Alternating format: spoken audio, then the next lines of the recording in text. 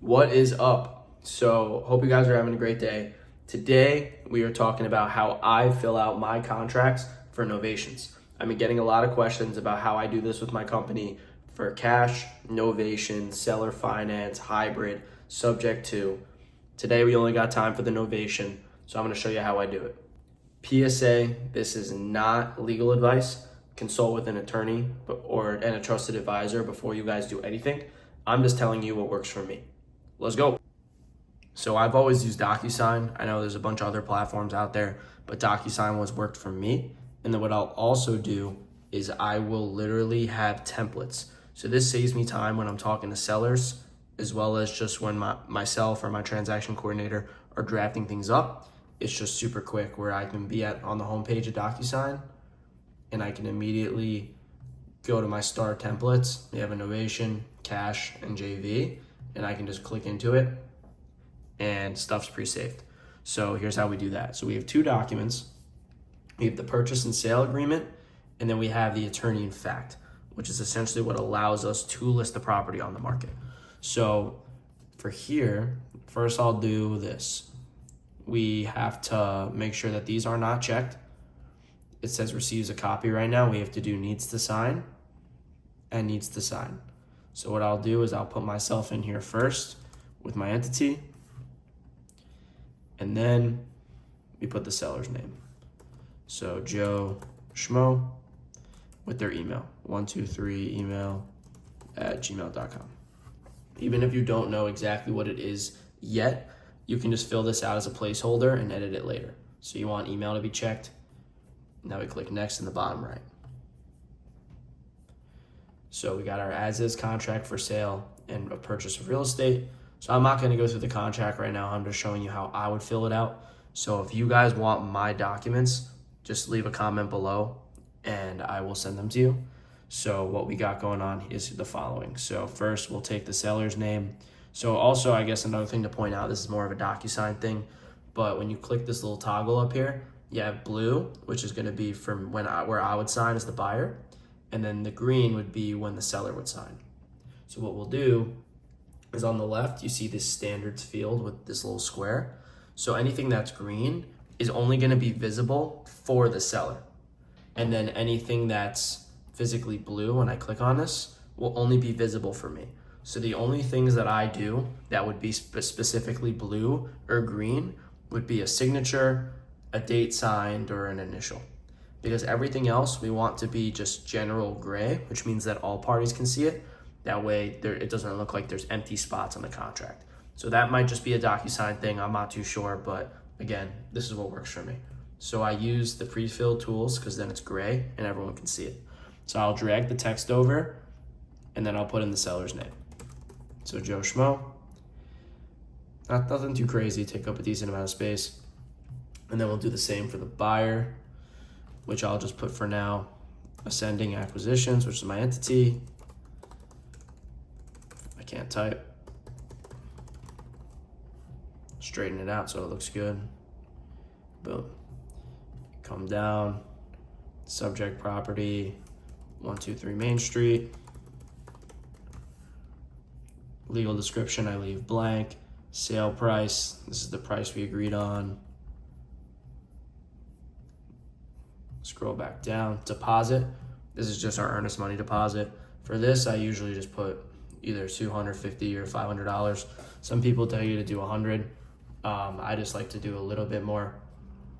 This is what works for me. I typically only lock up deals that I know will work and will pencil. So sometimes shit happens, but I don't want to put down 10 grand and then try to back out and have to get that EMD from title. I also am a big believer of giving my EMD to title companies so that way they kind of see our commitment, because I know a lot of title companies that get pretty salty about wholesalers not putting EMD down and then backing out in the last second when they already spent a lot of time to invest into their part of the deal. So that's just a little tip there. Closing, I typically do, I should probably extend this line out because it always goes a little bit over. I'm just pretty lazy. So for closing, we already have honor before language in there, which is great. So I'll just put whatever date was agreed on. So let's just say it's July 31st. We're filming this in May, or June, pardon me. So I'll usually do that. And this basically gives us the flexibility that at the absolute latest, it could be July 31st. We have the ability to extend in our contract if we need to, but with it being July 31st, if we want to close beforehand because title's clear, we have our ducks in a row, as long as the seller's cool with it, we're good to go to close earlier. I would also recommend building great relationships with your title companies because, again, they have the cards here. Obviously, the paperwork's the paperwork, but if you have a great relationship with them, they will, and do right by them and bring them repeated business, they will go out of their way for you time and time again. I've seen it happen numerous times.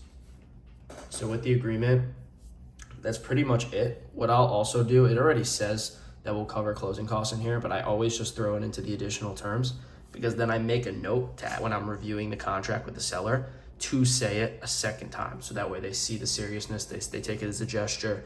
9 times out of 10, they appreciate it, and it's a quick discussion, and we continue to move on. So I'll literally go another text box, buyer will cover seller's closing costs. Super easy, quick box, boom. Now, when it comes to the signatures, we do this. Seller printed, I'll put in text, type the seller's name. Seller's signature, that's when I click on the green, I go back to standard fields and put a signature, and I leave email, phone number blank.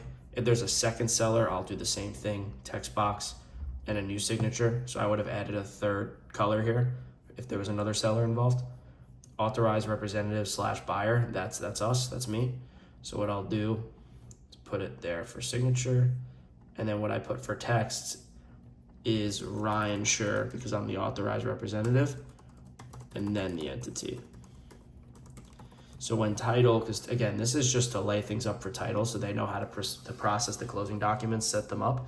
So when they see Ryan Sure, they'll see my LLC documents, what they ask for them, they'll know it's all legitimate, and they'll process the closing docs to be set up, which is again what processes the closing. So again, I leave email and phone blank, and that's the purchase and sale agreement. So I'll use this for cash. Pages 1, 2, and 3 are what I'll do for cash, and then when we have a novation, I just add in the authorization to sign listing docs. So what we got here is, again, that attorney in fact that I was telling you about, authorization to sign listing docs, which we do it with the following. So I'll go text, I'll put in the seller's name again. We are allowing us to list the property because we are a limited attorney in fact. My entity is already pre-built into this. That's what I do for the template, just to save time here. Then we'll do this, we'll add in the relevant address of the property again. And then seller signature. Very simple, very fast. We're not looking to take anyone's time up. It's pretty quick to draft. I'll often do it on the phone with sellers when I'm either talking to them or I'll put them on hold just to save time and get them to sign online while we're together.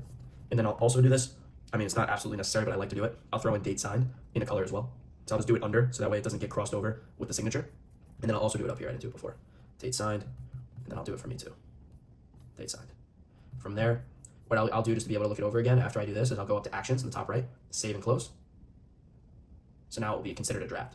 So if we show less on the left side, we come down to show more, click drafts. It should be at the top because it goes from most recent down. So we're in there. It should be, again, name and entity, seller's name. When we want to edit it, we just click continue. It brings us back to that front page where you go to recipients, and we can change this up if we need be. From there, we just click next again. Shows us the exact same agreement that we had. If it all looks good, I'll just go ahead and click send here, and it will send directly to their Gmail. So that's a novation agreement. That's how we set that up when we're sending it to sellers. If you guys like this type of content, feel free to leave a like, subscribe, and let me know that you want to see more of this, and I can break down the other contracts as well. If you guys also want an explanation of the processes here, I will also be happy to do that. Let a brother know. Take care, guys. See you in the next video.